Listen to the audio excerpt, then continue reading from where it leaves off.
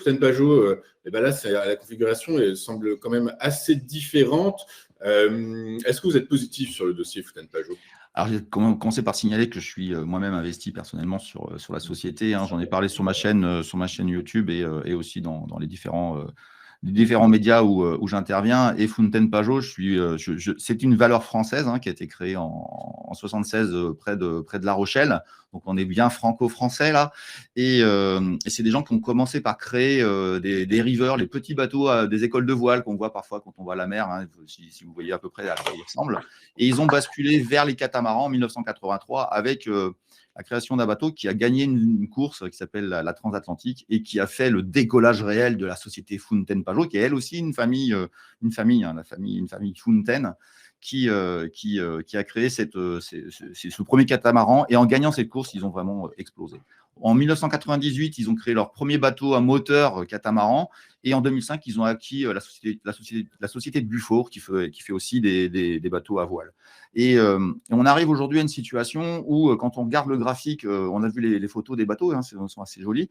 On voit que sur longue période, c'est un dossier qui a multiplié par 10, un petit peu comme Beneteau, comme on avait vu la dernière fois, mais qui latéralise maintenant depuis quelques années je dirais, autour de 100 € l'action, un coût tantôt à 150, tantôt à 50, mais on est autour de ce prix-là. Et je trouve qu'à un moment donné, ça commence à être injustifié parce que quand on va sortir les chiffres que je vais vous donner, vous allez commencer à comprendre que je suis beaucoup plus intéressé par ce dossier-là, et il est français.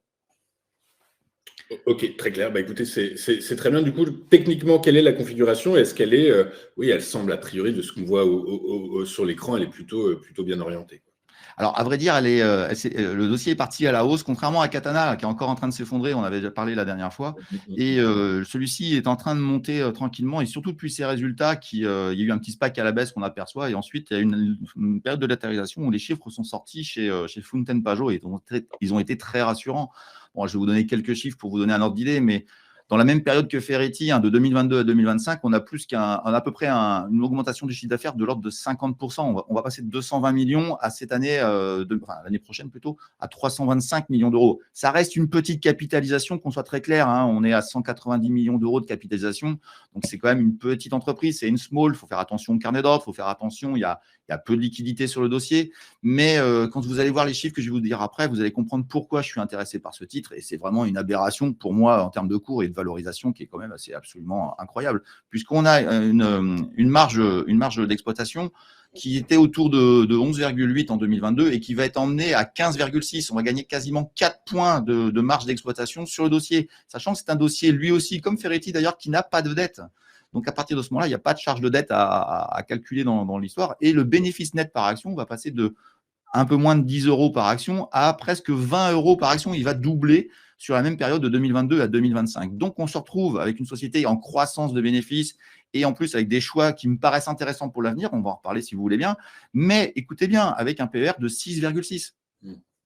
Donc, on est 2 fois moins cher que Ferretti, mais avec je dirais, des ratios économiques beaucoup plus intéressants. On a un carnet de commandes qui est gigantesque, puisque vous avez retenu qu'on avait à peu près 300 millions d'euros de chiffre d'affaires annuel. Le carnet de commandes représente plus d'une année d'avance pour Fontaine Pajot. Donc, on a une visibilité très forte. On a un lancement de nouveaux modèles de bateaux qui marchent très bien. Les catamarans explosent en termes de vente.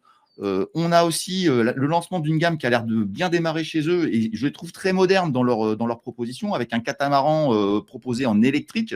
Donc, c'est vraiment toute la différence finalement avec, par exemple, Katana qui continue sur le moteur thermique. Et puis, on a un nouveau segment qu'ils ont lancé qui s'appelle Motor Yacht, où ils ont déjà des commandes d'une dizaine de bateaux, d'un yacht de 19 mètres de long qui pèse 7 millions la bête. Donc, j'ai envie de vous dire, il y a tout au vert chez Fontaine Pajot avec une valorisation d'une entreprise, je dirais, value, alors qu'on est dans un domaine de croissance. Alors, on voit bien qu'il y a une résistance qui se présente, je dirais, j'ai tracé le trait rouge là, qui coupe un peu le graphique, mais on est dans un couloir haussier où on a peut-être touché une petite borne basse. Il y a une moyenne mobile, c'est la moyenne mobile 100 jours qui me paraît intéressante à surveiller, qui est juste en dessous. J'ai envie de vous dire, lentement, tranquillement, de manière très modérée, mais les investisseurs peuvent observer ce dossier-là et peut-être regarder ça pour moi. Des objectifs autour de 150 € me paraissent tout à fait acceptables. On est actuellement autour de 119.